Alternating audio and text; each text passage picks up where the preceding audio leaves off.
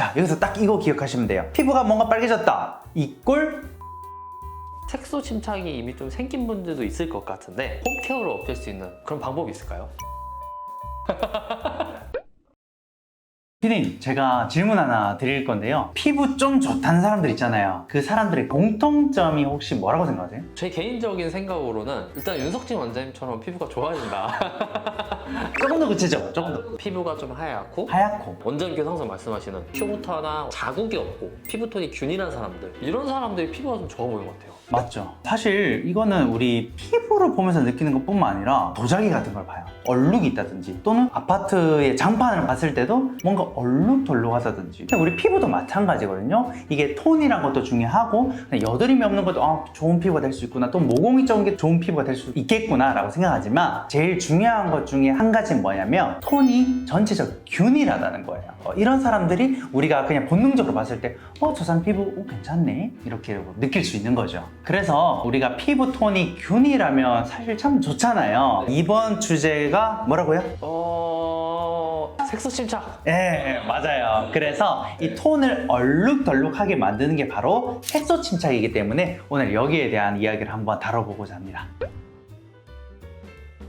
색소 침착이란 말 있잖아요. 이거 사실 의학적 용어예요. 영어로는 너무 길어서 이걸 줄여서 말하거든요. PIH라는 거고요. 이거는 post, 이후라는 뜻이고 inflammatory, 염증이라는 뜻이고 hyper, pigmentation이라고 해서 염증 이후에 생기는 과색소 침착이라고 하는 겁니다. 그냥 색소 침착으로 하면 되고요. 이걸 조금 더 쉽게 말씀드리자면 우리 피부에 뭔가 긁히거나 까지거나 딱지가 생기거나 이렇게 상처가 나면 그 주변이 어떻게 돼요? 보통 빨개지거든요. 네. 자, 여기서 딱 이거 기억하시면 돼요. 피부가 뭔가 빨개졌다. 이꼴 염증 상태다. 이렇게 생각하시면 되고요. 염증이 발생되게 되면 우리 피부 생체 신호는요.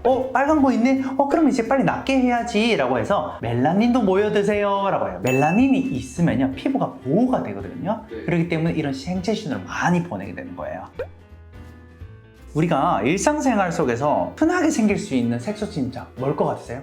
여드름을 짜고 생기는 거. 바로 맞추셔서 좀 놀랐는데요. 1위는 바로 여드름이에요. 왜냐면 여드름이 색깔이 뭐예요? 빨갛잖아요. 좁쌀 여드름은 괜찮은데 염증이 생겼다 이꼴 뭐다? 빨갛다는 뜻이에요. 그러면 이 빨간 여드름이 작으면 우리 어떻게 해요? 그냥 가만히 놔둬도 좋아지는 것도 있어요. 그 뜻은 뭐다? 염증이 크지 않았다는 뜻이에요. 그런데 직경이 한 0.5cm? 그 정도로 약간 크게 되면 부풀어 오르기까지 하잖아요. 근데 부풀어 오른 거는 표피로만 부풀어 있을 뿐만 아니라 피부 깊은 층 이렇게 동그랗게 공처럼 이렇게 염증이 있어요. 이런 염증이 다수 이상 빨간 게 오래 가게 되면 흉터도 생기고 주변에 멜라닌 색소를 불러일으킨단 말이에요. 그러면 얘들이 모여들면 나중에는 거기가 진해지는 거예요. 그게 여드름이 가장 흔한 이유입니다.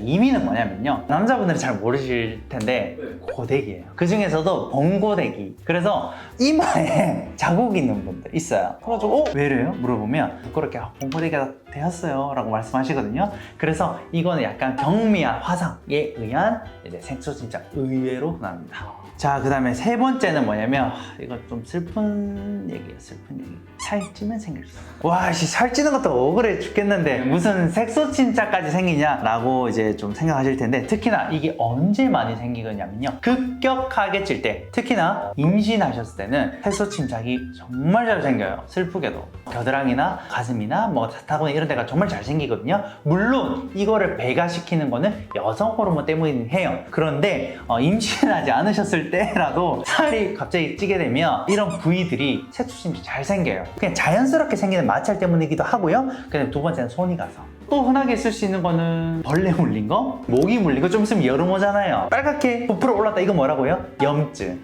네, 염증이 있는데 그게 작으면 괜찮은데 뭐 왕모기한테 물렸어요. 그러면 뭐 색소 침착 올 수 있어요. 색소 침착이 좀 덜 생기려면 어떻게 해야 될까요? 라고 정말 많이 질문들 주시는데 이것도 골든 타이밍이 있어요. 제가 그냥 색소 침착이 아니라 정확한 용어는 뭐라고 했죠? 염증 후잖아요. 그러면 염증이 없었으면 색소 침착 없을 거 아니에요. 네네네. 염증이 발생한 시점부터 해서 그 염증 자체를 확 줄이게 되면 색소 침착 정도도 줄어들게 됩니다. 구체적으로 좀 말씀드릴게요. 일단은 왕뾰루지가 났어. 이거 빨리 그냥 가까운 병원 가셔서 염증 주사를 맞는다거나 아니면 먹는 약을 한다거나 이렇게 하면 그 뒤에 올 색소 침착 확률이 현저하게 줄어요.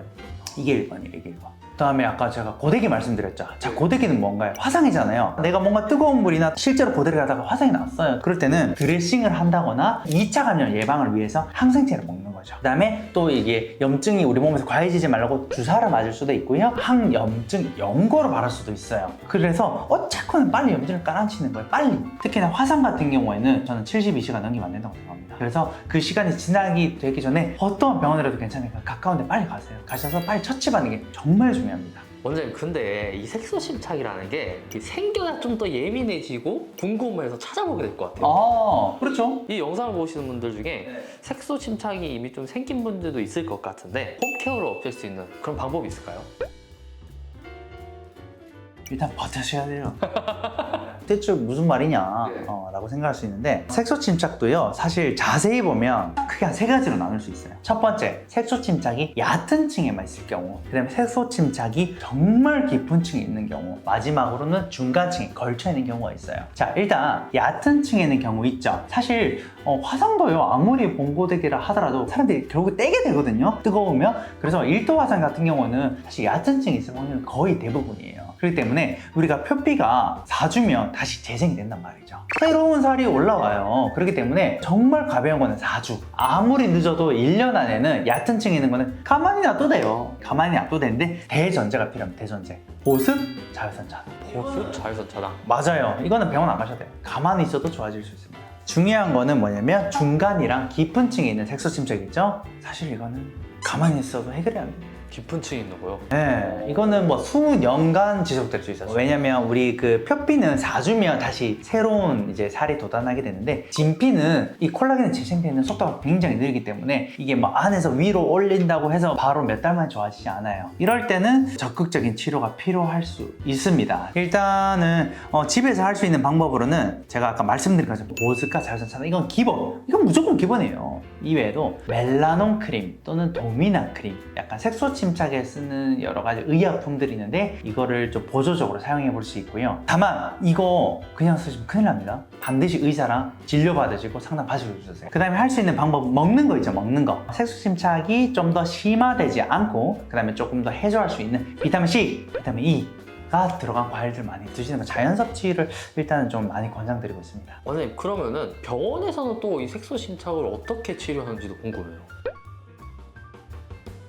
병원은 과정이 굉장히 세분화되어 있어요. 좀 어려운 얘기지만 그래도 한번 설명드려 볼게요. 그 색소 침착 정도가 직경이 0.5cm 미만일 때, 그리고 색깔이 그렇게 진하지 않을 때, 이때는 피코토닝이라는 치료 방법을 많이 사용해 볼 수 있어요. 이거는 쉽게 말해서 뭐냐면, 염증 이후에 색소 침착이 왔어요. 그러면 염증은 끝난 거예요. 빨간 건 없어졌단 말이고 갈색만 남았다는 뜻이거든요. 근데 이 갈색이 크지 않을 때는 결국에는 이 분자를 쪼개야 되는데, 왜 쪼개냐면요, 이게 덩어리가 너무 크면요 우리 몸에서 이거를 분해를 못해요. 즉 잘게 쪼개면 이 작아진 덩어리를 백혈구 같은 삼식세포가 잡아먹게 되거든요. 근데 백혈구도 얘가 너무 크면 입이 작으니까 잡아먹지 못하는 말이에요. 그렇기 때문에 뭉쳐진 색소를 부순다, 이렇게 이해하시면 돼요. 그래서 그 색소 침착을 없앤다. 맞아요. 좀 더 연하게 만드는 작업을 하고요. 그 다음에 두 번째, 이게 직경이 생각보다 너무 크고 색깔도 굉장히 진해요. 이때는 피코토닝으로는 좀 힘이 약할 수 있어요. 그때는 뭐냐면 피코프락셀이라는 걸 쓰게 되고요. 피부 재생 기능을 유도한다고 알려져 있는데요. 멜라닌 색소들이 뭉쳐진 힘이 너무 강할 때는 피코프락셀의 도움을 받아서 추가적으로 받게 되면 좀 더 잘 분해가 돼요. 마지막으로 갈색도 있는데 아직까지 좀 주변부가 붉으신 분들이 있어요. 붉다는 거는 두 가지로 볼 수 있는데, 염증이 해소가 안 됐다라는 게 1번일 수도 있고, 수개월이 지났는데도 붉다? 그거는 뭐냐면요, 모세혈관이 이미 많이 증식을 한 거예요. 혈관이 이제 많이 증식이 됐을 때는 혈관 레이저를 써야 되는데, 그때 이제 많이 활용할 수 있는 게 제네시스라는 이름의 치료를 사용할 수 있습니다. 그래서 피코토닝, 그 다음에 제네시스 복합적으로 사용하게 되고요. 뭐 이게 다 있는 분들은 피코토닝, 피코프락셀, 제네시스 세 가지 다 병합요법을 사용해 볼 수 있습니다. 이 적응증이 뭐냐면 튼살이에요. 튼살은 그냥 색소 침착 끝판왕이에요. 임신하고 나셨을 때나 갑자기 급격한 체중 증가 됐을 때 갈색도 있고요, 붉은색도 있고요, 피부가 엄청 울퉁불퉁해져 있는 상태거든요. 그럴 때는 이 세 가지를 다 사용해야 됩니다. 원장님 근데 홈케어로 관리 열심히 하고 병원도 가서 이렇게 치료를 받았다고 하더라도 앞으로 영원히 색소 침착이 안 생기는 건 아니잖아요. 색소 침착 재발 안 될 수 있어요. 아까 출발점이 뭐라고 했죠? 염증. 염증이잖아요. 그러니까 염증만 다시 생기지 않는다면 색소 침착 재발되지 않습니다. 다시 말해서 색소 침착을 치료를 했어요. 이미 멜란색소 분해가 됐잖아요. 그럼 원래 피부톤은 돌아왔어요. 돌아왔는데 예를 들어서 거기가 아니라 그 옆에 있는 곳에 또 뭔가 여드름이나 또는 화상을 입었어요. 그렇다고 해서 원래 있던 부위가 재발되지는 않습니다. 그래서 치료만 제대로 된다면 기미나 주근깨나 이런 것보다는 훨씬 더 재발이 되지 않습니다. 예, 그렇게 이해하시는 게 맞고요. 그래서 색소 침착이 재발이 된다고 느끼시는 건 아마도 그 부위는 괜찮은데 다른 부위가 또 염증이 생기고 트러블 생기고 화상 있고 뭐 모기한테 물려서 다른 부위가 색소 침착 되는데 약간 혼동을 하실 수도 있을 것 같습니다. 흔한 말로 기분 탓이다. 그렇죠. 그럴 수 있습니다. 예. 일단은 색소 침착은 자연스럽게 생기는 게 아니다. 그 원인은 바로 염증인데 그 염증의 정도가 크지 않을 때는 내가 따로 조치를 취하지 않아도 충분히 자연 회복이 될 수 있다. 두 번째는 염증의 정도가 컸을 때, 특히나 화상일 때 있죠. 그 다음에 엄청나게 큰 상처라든지 여드름이 났을 때는 가까운 병원을 가서 빠르게 염증을 가라앉히자. 이게 바로 색소 침착을 예방할 수 있는 가장 큰 효율적인 길이다 라고 볼 수 있겠습니다. 색소 침착에 대해서 궁금하셨거나 좀 더 알고 싶은 분들에게 이 영상을 공유해 주시면 감사드리겠습니다. 내용이 도움이 되셨으면 좋아요, 구독 부탁드리겠습니다.